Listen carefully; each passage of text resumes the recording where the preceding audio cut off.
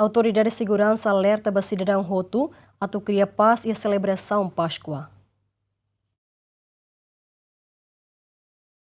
Liu-se conferência da imprensa, porta-voz PNTL, superintendente-chefe polícia João Belo dos Reis, o suba cidadão Hutu e a território nacional a criar na fatim paz e a celebração Páscoa.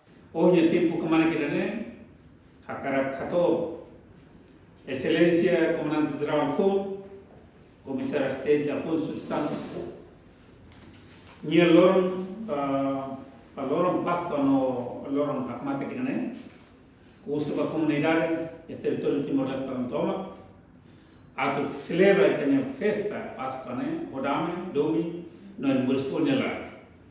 Tamane Comandante-Geral, o suba ito usa momento né, onde realmente ele tem unidade, no fuan Domi e tem rei.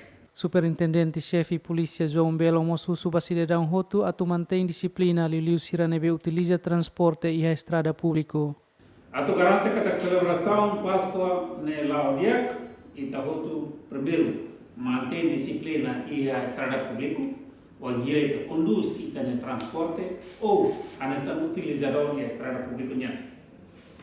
Excelência Comandante-Geral Mos usa na fatin baita Hutu o gira kalitika usi kita ne uma também celebram lo Páscoa favor de controla e tem uma sabimento que tem automata Fakoto corta a eletricidade, o direito para ter estação eletrônica e a polícia se continua o patrulhamento durante a celebração da Páscoa, onde garante que aqui tem bairro, nós temos uma nível que leva e a segurança dele.